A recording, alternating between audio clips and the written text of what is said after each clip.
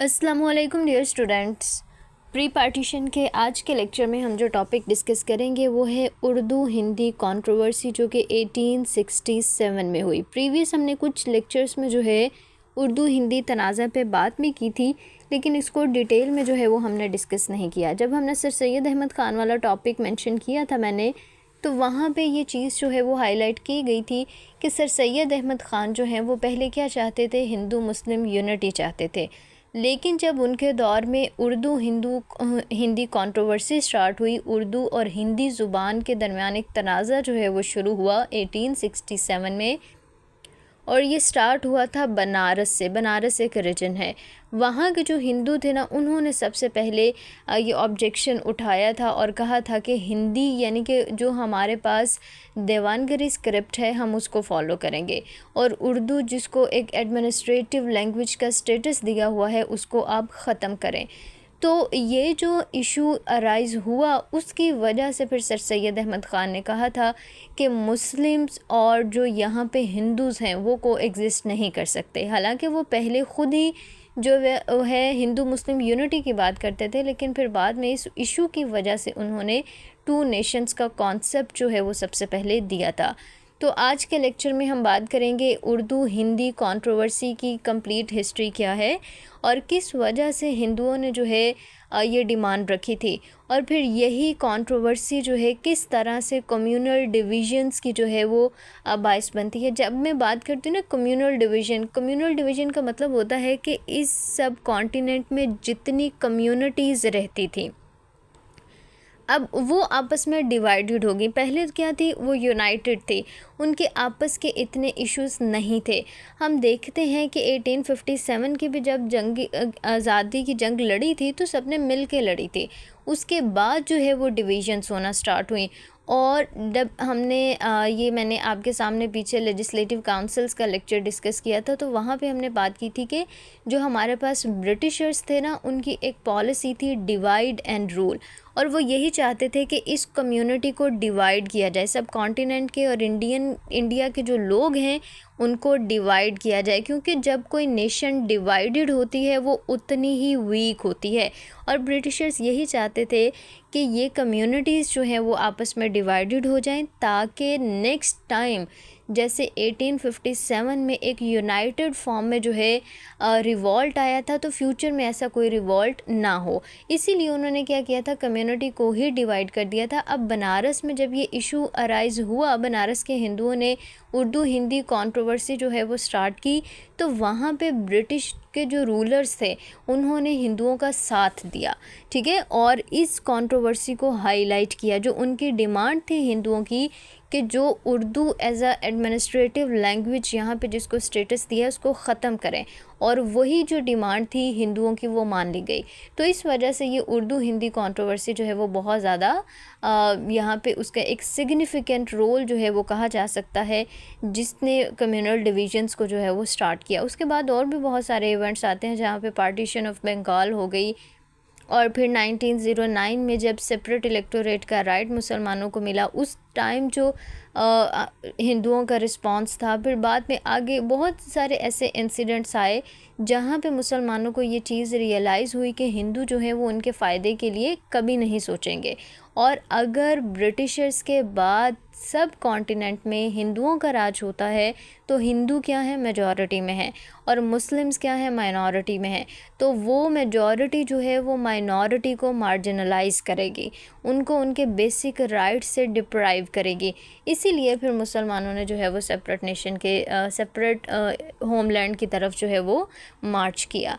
इसलिए कहा जाता है कि यही जो इंसिडेंट्स थे, यही जो इवेंट्स थे हिस्ट्री के, उन्होंने कम्युनल डिविजन्स को और ज़्यादा डीप किया, और फिर यही जो डीपनेस है वो सेपरेटिज़म की तरफ जाती है। अब हम अपना लेक्चर जो है वो स्टार्ट करते हैं प्रॉपरली। इसका इंट्रोडक्शन तो मैंने आपको ब्रीफली बता दिया, इस हिस्टोरिकल बैकग्राउंड और इसका इंट्रोडक्शन जो है उसको थोड़ा डिटेल में देखते हैं। अब उर्दू हिंदी कंट्रोवर्सी जो है वो कहते हैं कि सिर्फ़ एक लिंग्विस्टिक डिबेट नहीं थी, सिर्फ़ मसला यहाँ पे ज़ुबान का नहीं था। उन्होंने और क्योंकि अब देखें हमारे पास जो उर्दू है, मुसलमान जो है उर्दू ज़ुबान जो बोलते थे, और यहाँ पे मुख्तलिफ़ रीजन्स में इसको एडमिनिस्ट्रेटिव लैंग्वेज का भी स्टेटस दिया हुआ था। अब मुसलमान अपने रिलीजन से इस उर्दू लैंग्वेज को एसोसिएट करते थे। क्यों एसोसिएट करते थे? क्योंकि यहाँ पे देखें, उर्दू के जब हम इसके अल्फाज देखते हैं, रिलीजन के साथ एसोसिएट करते थे। अब ये था कि जो सब कॉन्टिनेंट में मुस्लिम्स थे, उनका जो लिटरेचर था, जो रिलीजियस लिटरेचर था, वो किस में लिखा था? या तो अरबिक में था या पर्शिया में था। लेकिन फिर बाद में जो यहाँ पे मुस्लिम स्कॉलर्स थे या राइटर्स थे, उन्होंने क्या किया, वो लिटरेचर जो है वो उर्दू लैंग्वेज में लिखा ताकि यहाँ के लोगों के लिए वो समझना आसान हो। और दूसरी तरफ हम जब हिंदुओं को देखते हैं, उनकी लैंग्वेज जो हिंदी है, वो हिंदी लैंग्वेज को अपने रिलीजन के साथ एसोसिएट करते थे, क्योंकि उनका भी जो रिलीजियस लिटरेचर है वो किस में था? हिंदी में था। ठीक है, तो इसलिए फिर जो है ये उनका एक रिलीजियस मैटर भी बन चुका था। तो मुस्लिम्स जो है वो उर्दू को अपनी एक कल्चरल, एक अपनी रिलीजियस आइडेंटिटी समझते थे, और दूसरी तरफ हिंदू जो है वो हिंदी लैंग्वेज को अपना रिलीजियस और जो कल्चरल आइडेंटिटी है वो समझने लगे। अब उसमें ये था कि 1835 के बाद, अब 1835 में ब्रिटिशर्स ने क्या किया था, अब पहले जो हमारे पास, जब हम मुग़ल एम्पायर को देखते हैं, तो मुग़ल जो रूलर्स थे ना, उनके बारे में हमने डिस्कस किया था, एमसीक्यूज़ पे उनके बारे में आता है कि मुग़ल एम्पायर की जो कोर्ट लैंग्वेज थी ना, वो क्या थी? वो पर्शियन लैंग्वेज थी। ये एमसीक्यूज़ याद रखिएगा। मुग़ल एम्पायर की जो कोर्ट लैंग्वेज थी वो क्या थी? पर्शियन थी, क्योंकि मोस्टली रूलर्स वगैरह जो है वो सेंट्रल एशिया से थे, और वहाँ पे पर्शियन लैंग्वेज जो है वो ज़्यादा बोली जाती थी।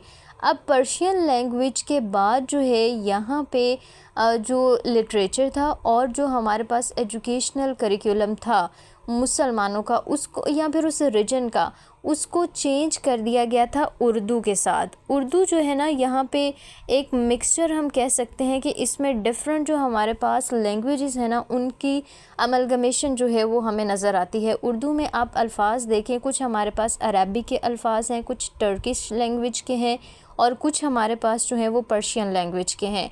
तो इसलिए फिर जो है उर्दू को एडमिनिस्ट्रेटिव लेवल पे जो है एक लैंग्वेज का स्टेटस दिया गया, ऑफिशियल लैंग्वेज का स्टेटस दे दिया गया।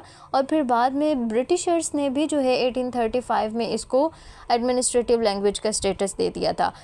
तो ये चीज़ जो है वो हिंदुओं से जो है वो बर्दाश्त नहीं हुई थी। उनको ऐसा लगता था कि यहाँ पे हमारी कल्चरल आइडेंटिटी, यानी कि हमारी हिंदी लैंग्वेज जो है वो यहाँ पे सब्टी हुई है, ठीक है, वो कॉम्प्रोमाइज़ हुई है। और वहाँ से उन्होंने रेजिस्टेंस जो है वो स्टार्ट की, लेकिन वो रेजिस्टेंस जो है वो इतनी ज़्यादा ऑर्गेनाइज्ड नहीं थी, इसलिए उसका ज़्यादा इन्फ्लुएंस या इफ़ेक्ट जो है वो नहीं हुआ।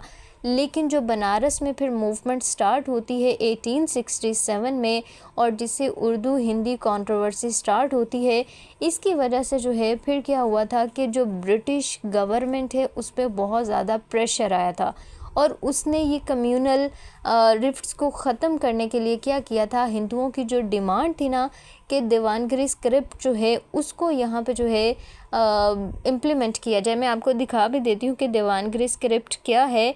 एक तो हमारे पास पर्शियन स्क्रिप्ट होता है ना, उर्दू जो हम लिखते हैं, हरूफ तहज्जी जो हमारे अलिफ बे पे ये सारे हैं, उनको मिला के हम अल्फाज बनाते हैं। एक हमारे पास है देवनागरी स्क्रिप्ट, मैं आपको दिखाती हूँ जिसमें हिंदी लिखी जाती है। ये है हमारे पास देवनागरी स्क्रिप्ट जिसमें हिंदी जो है वो लिखी जाती है। और उसके अलावा ये हमारे पास उर्दू के हरूफ तहज्जी हैं, जो कि पर्शियन लैंग्वेज जो होती है ना, उसके भी जो हरूफ तहज्जी हैं वो इसी तरह के। नंबर चेंज है दोनों का, उर्दू के कम है, पर्शियन जो लैंग्वेज के हरूफ तहज्जी हैं वो ज़्यादा हैं। ये डिफरेंस है यहाँ पे। और हिंदुओं की यही डिमांड थी कि ये जो देवनागरी स्क्रिप्ट है जिसमें हिंदी लिखी जाती है, उसको जो है वो इम्प्लीमेंट किया जाए। तो ये हमारे पास कंप्लीट सिनेरियो है कि जिसमें एक शेयर्ड लिंग्विस्टिक हेरिटेज जो है वो एक कम्युनल प्रॉब्लम जो है वो बन के रह जाती है। कि पहले ऑब्वियसली जब हिंदू मुस्लिम्स जो हैं वो इकट्ठे रहते थे, उनके दरमियान कोई ऐसा मेजर इशू जो है वो नहीं था, तो वो उर्दू लैंग्वेज को ही यूज़ करते थे। और वो एक इन दोनों जो कम्युनिटीज़ हैं या लोग हैं ये सारे, उनका एक शेयर्ड लिंग्विस्टिक हेरिटेज कहलाता था। लेकिन वही जो शेयर्ड उनकी हेरिटेज था वो क्या बन जाता है, एक कम्युनल डिवीज़न बन जाता है, जिसकी वजह से दोनों कम्युनिटीज़ जो थी वो आपस में एक कंट्रोवर्सी में जो है वो जाके पड़ती हैं। अब हम डिफरेंट फैक्टर्स को जो है वो सीक्वेंस में और डिटेल में डिस्कस करते हैं कि कौन कौन से फैक्टर्स जो हैं वो इस कंट्रोवर्सी के पीछे जो है वो कंसिडर किए जाते हैं। सबसे पहले हमारे पास आ जाता है linguistic identity as religious identity. जो मैंने पहले आपके सामने पॉइंट रखा कि ये जो लैंग्वेज थी, ठीक है, ये सिर्फ एक लिंग्विस्टिक मसला नहीं था। ये जो उर्दू हिंदी कंट्रोवर्सी स्टार्ट हुई थी, दोनों जो कम्युनिटीज़ हैं, जो मुस्लिम्स हैं, जो हिंदूज़ हैं, मुस्लिम्स ये समझते थे कि उर्दू जो है वो उसमें उनका जो है रिलीजियस सारा लिटरेचर है और उर्दू जो है उनकी एक कल्चरल आइडेंटिटी है। और हम देखते हैं कि डिफरेंट जो हमारे पास पोइट्स थे, जो शायर हैं, हम गालिब हो गया, मीर हो गया, और उसके अलावा दूसरे पोइट्स हैं, उन सब की पोइट्री जो है वो हमें उर्दू लैंग्वेज में ही मिलती है। और लेकिन दूसरी तरफ हमारे पास जो हिंदू थे, वो हिंदी लैंग्वेज को अपनी कल्चरल और रिलीजियस आइडेंटिटी जो है वो समझते थे। तो ये उनका अपना आइडेंटिटी का एक मसला जो है वो बन गया था, इसलिए यहाँ पे ये कंट्रोवर्सी जो है वो स्टार्ट होती है। सेकंड जो हमारे पास फैक्टर यहाँ पे आता है वो है educational and administrative reforms by British Raj. अब ब्रिटिश राज यानी कि ब्रिटिश गवर्नमेंट जो थी, उसने 1835 में कुछ एजुकेशनल रिफॉर्म्स जो हैं वो यहाँ पे इंट्रोड्यूस करवाई थी। उन्होंने यहाँ पे जो एजुकेशन सिस्टम था ना सब कॉन्टिनेंट का, उसमें वेस्टर्न एजुकेशन जो है उसको इंट्रोड्यूस करवाया था। अब ये वेस्टर्न एजुकेशन जो कि ओरिजिनली तो इंग्लिश लैंग्वेज में थी, लेकिन उसको ट्रांसलेटेड फॉर्म में जो है वो यहाँ पे इंट्रोड्यूस करवाया था और इसको ट्रांसलेट किया गया था उर्दू लैंग्वेज में, ठीक है, एज अ लोकल लैंग्वेज। अब उर्दू लैंग्वेज में जब इसको ट्रांसलेट करके यहाँ पे फिर एजुकेशनल इंस्टीट्यूशंस जो थे वहाँ पे लगाया गया, तो हिंदू जो थे वो ये समझने लगे कि ये मुस्लिम्स जो हैं उनकी एक साजिश है, उन्होंने ये जो है हम पे उर्दू लैंग्वेज इम्पोज़ की है और ये एक थ्रेट समझने लगे थे हिंदी लैंग्वेज के लिए। तो इस वजह से भी जो है यहाँ पे रेजिस्टेंस उनकी तरफ से सामने आती है। जो हिंदू मिडिल क्लास है उसने काफ़ी ज़्यादा प्रोटेस्ट भी किए थे। ये जो 1835 में ये जो चेंजिंग्स की गई थी, रिफॉर्म्स की गई थी, लेकिन वो इतना ज़्यादा जो है हाईलाइट नहीं हुआ उस टाइम पे इशू। लेकिन बाद में फिर 1867 में बनारस की जो मूवमेंट स्टार्ट हुई थी बनारस में, वहाँ से ये कंट्रोवर्सी जो है वो ज़्यादा हाईलाइट होती है। Rise of Hindu cultural and religious nationalists. अब ये भी एक मसला था कि यहाँ पे ना डिफरेंट नेशनलिस्ट मूवमेंट्स भी चल रही थी आफ्टर 1857, ठीक है, और पॉलिटिक्स जो है ना उसमें बहुत ज़्यादा यहाँ पे एक्सट्रीमिज़म आता जा रहा था। क्योंकि 1857 की जब वॉर हुई थी तो उस टाइम पे भी जो हिंदूज़ थे ना उन्होंने क्या किया था, मुसलमानों को बेट्रे किया था। अब वो जो है उन्होंने अपनी लॉयल्टीज़ जो है वो ब्रिटिशर्स के साथ कर ली और ब्रिटिशर्स भी जो थे उन्होंने भी क्या किया, मुसलमानों को मार्जिनलाइज़ किया। तो ये चीज़ जो थी वो मुसलमानों में भी एक गम और गुस्सा था और दूसरी तरफ जो हिंदू पॉलिटिशियंस थे वो बहुत ज़्यादा एक्सट्रीमिज़म की तरफ जा रहे थे। तो ये जो एक्सट्रीमिस्ट नेशनलिज़म था उसने भी जो है एक डिवीजन्स जो हैं वो क्रिएट की और हिंदूज़ जो थे वो अपने कल्चर को, अपने रिलीजन को और अपनी लैंग्वेज को जो है वो ज़्यादा प्रमोट करना चाहते थे। हम देखते हैं ना, जब हमने इंडियन नेशनल कांग्रेस वाला टॉपिक पढ़ा था तो वहाँ पे भी हमने ये फैक्टर मेंशन किए थे कि इंडियन नेशनल कांग्रेस जो है वो किस तरह से इंडियन नेशनलिज़म को कन्वर्ट करता है मुस्लिम नेशनलिज़म। अब ये पॉइंट जो मैंने मेंशन किया है ना, इसी पे एक रिसेंटली क्वेश्चन भी आया था पीएमएस पंजाब में कि इंडियन नेशनलिज़म जो है वो किस तरह से मुस्लिम नेशनलिज़म बना। कि पहले तो एक यूनाइटेड एफर्ट थी लोगों की, सब कॉन्टिनेंट के लोगों की, कि हमने ब्रिटिशर्स को यहाँ से भेजना है और सेल्फ़ रूल जो है वो हासिल करना है, सेल्फ़ गवर्नेंस जो है वो हासिल करनी है। लेकिन जैसे ही इंडियंस जो हिंदूज़ थे उनकी डुअल पॉलिसी सामने आने लगी, वो सिर्फ हिंदू लोगों के ही राइट्स के लिए बात कर रहे थे और बाकी माइनॉरिटीज़ को मार्जिनलाइज कर रहे थे। मुसलमानों के उनके ड्यू पॉलिटिकल राइट्स जो है वो नहीं दे रहे थे, कॉन्स्टिट्यूशनल राइट्स नहीं दे रहे थे। फिर इसी से ये इंडियन नेशनलिज़म जो है ये मुस्लिम नेशनलिज़म में कन्वर्ट होता है कि मुस्लिम्स जो हैं वो फिर अपने एक सेपरेट होमलैंड के लिए जो है वो अपनी एक स्ट्रगल स्टार्ट करते हैं। अब ये इंडियन नेशनल कांग्रेस जो थी उसने भी किस लैंग्वेज को प्रमोट किया था, देवनागरी स्क्रिप्ट को, यानी हिंदी लैंग्वेज को। और यहाँ से भी जो है ये एक पॉइंट हाईलाइट होता है कि हिंदूज़ जो थे वो यहाँ पे को एग्जिस्टेंस नहीं चाहते थे, वो बल्कि माइनॉरिटीज़ को जो है उनको मार्जिनलाइज ही करना चाहते थे। और फिर यहाँ पे मीडिया का जो रोल था ना, उसने भी इन डिविजन्स को और ज़्यादा डीप किया था। अब वो जो प्रिंटिंग मीडिया था जो कि मुसलमानों की अंडर था, वो क्या कर रहा था, उर्दू में जो है वो पब्लिकेशंस दे रहा था, जबकि दूसरे जो मीडिया आउटलेट्स थे, प्रिंटिंग प्रेस थे, वो क्या कर रहे थे, वो हिंदी लैंग्वेज में जो है वो अपने पब्लिकेशंस दे रहे थे। अब यहाँ पे हम सर सैयद अहमद ख़ान की डिफरेंट बुक्स देखते हैं, तहज़ीबुल अखलाक रिसाला है, उसके अलावा असबाब बगावत हिंद है, उसके अलावा हमारे पास दूसरी मुख्तलिफ़ बुक्स हैं और बहुत सारे रिसाले भी यहाँ पे, वो किस में निकले, उर्दू लैंग्वेज में। और ये जो इनिशिएटिव था उसकी वजह से क्या हुआ कि कॉलोनियल डिवीजन्स जो हैं और ज़्यादा डीप होती गई, और ब्रिटिशर्स की जो स्ट्रेटजी थी डिवाइड एंड रूल की, वो और ज़्यादा स्ट्रॉन्ग हो गई। और यहाँ पे कम्युनिटी जो थी, जब वो डिवाइड होती गई तो ओवरऑल उनकी जो स्ट्रगल थी ब्रिटिशर्स के अगेंस्ट, वो क्या होती गई, वीक होती गई। अब मेजर इवेंट्स जो हैं और मुस्लिम लीडर्स का जो रोल था, अब 1867 में जब ये कंट्रोवर्सी स्टार्ट हुई तो मुसलमान जो थे उन्होंने काफ़ी ज़्यादा एहतजाज भी किया, ठीक है, क्योंकि जो ब्रिटिश गवर्नमेंट थी उन्होंने इंडियंस की जो हिंदुओं की जो डिमांड थी वो मान भी ली थी देवानगिरी स्क्रिप्ट को इम्प्लीमेंट करने की।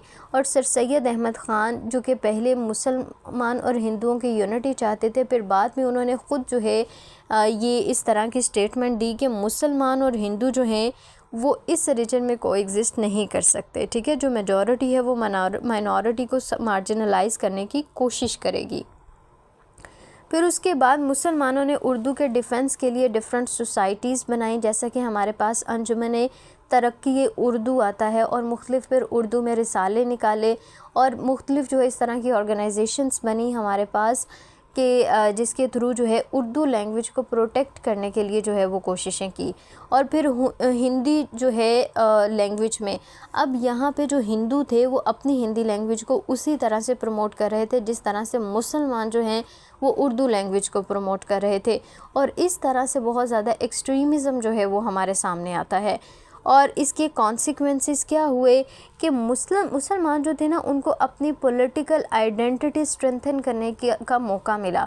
अब देखें 1857 के बाद जब यहाँ पे सर सैयद अहमद ख़ान ने भी मुसलमानों को मना कर दिया था कि आपने पॉलिटिक्स में हिस्सा नहीं लेना, तो उसके बाद 1867 की हमारे पास जो उर्दू हिंदी कंट्रोवर्सी, और फिर वो कितनी ज़्यादा स्ट्रॉन्ग होती जाती है वो देखा। और फिर 1885 की जो इंडियन नेशनल कांग्रेस बनी और उनकी जो बाइस्ड पॉलिसीज़ थे, इनको देखते हुए, और फिर 1905 में जो पार्टीशन ऑफ बंगाल हुई और वहाँ पे जो हिंदुओं ने प्रोटेस्ट किया, उन चीज़ों को देखते हुए मुसलमानों को ये रियलाइज़ हुआ कि उनको अपनी पॉलिटिकल आइडेंटिटी स्ट्रेंथन करने की ज़रूरत है।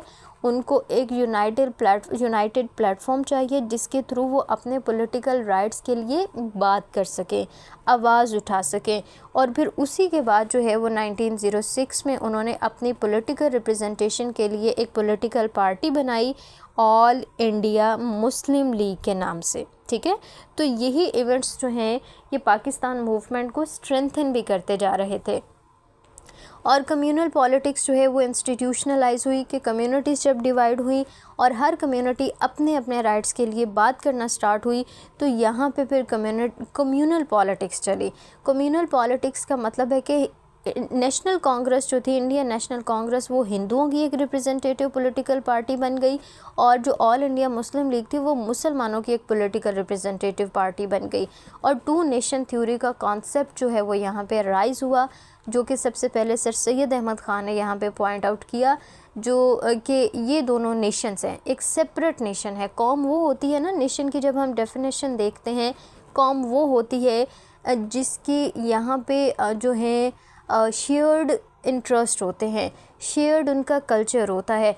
तो जब हिंदू अपने कल्चर की बात कर रहे हैं और मुसलमान अपने कल्चर की बात कर रहे हैं, उनके इंटरेस्ट शेयर्ड नहीं है, इंटरेस्ट डिवाइडेड है, तो फिर वो एक कौम कैसे हो सकती है? वो दो कौमें हैं, हिंदू एक अलग कौम है, मुसलमान एक अलग कौम है। तो यहाँ से टू नेशन थ्योरी भी जो है वो अराइज़ होती है। और फिर इसी उर्दू लैंग्वेज को, जिसकी वजह से ये डिवीज़न स्टार्ट हुई, मुसलमानों को ये रियलाइज़ हुआ कि उनका कोई एग्जिस्टेंस पॉसिबल नहीं है, तो यहाँ पे उन्होंने फिर अपने पॉलिटिकल राइट्स के लिए भी बात की। तो ये सारा कुछ कहाँ से स्टार्ट हुआ? उर्दू हिंदी कंट्रोवर्सी से। तो फिर जब पाकिस्तान बना तो फिर उर्दू को जो है एज अ नेशनल लैंग्वेज यहाँ पे रखा गया। तो ये हमारे पास जो है उर्दू हिंदी कंट्रोवर्सी की डिटेल थी। इसके आफ्टर इफ़ेक्ट्स देखे हमने, फैक्टर्स देखे जो इस उर्दू हिंदी कंट्रोवर्सी के पीछे थे।